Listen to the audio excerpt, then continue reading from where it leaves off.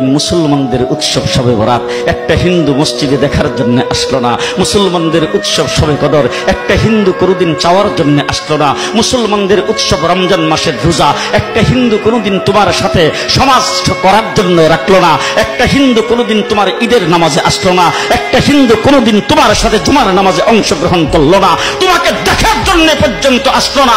তার কারণ হলো হিন্দুরা মনে করে এটা মুসলমানের উৎসব, আর তুমি মুসলমান হইয়া হিন্দুর দুর্গা পূজায় কিভাবে গেলা? তোমার কি হয়ে গেল? তোমার কি লজ্জা শরম তুমি ধুয়ে ফেলে দিয়েছো? তোমার কি কোনো লজ্জা শরম নাই?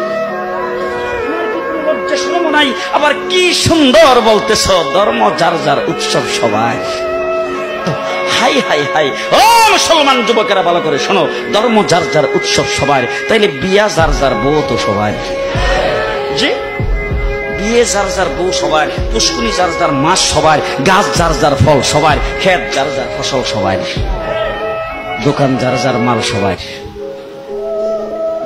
এখন ঘুমাইছে কি কথা বলেন না কেন? তাহলে আমার দোকানের মাল যদি আমার হয়, আমার ক্ষেতের ফসল যদি আমার হয়, আমার গাছের ফল যদি আমার হয়, আমার গাছের নারিকেল যদি আমার হয়, আমি বিয়ে করলে বউ যদি আমার হয়, মুসলমান আমার পুষ্কুনির মাছ যদি আমার হয়, তাইলে ধর্ম যার উৎসব তার।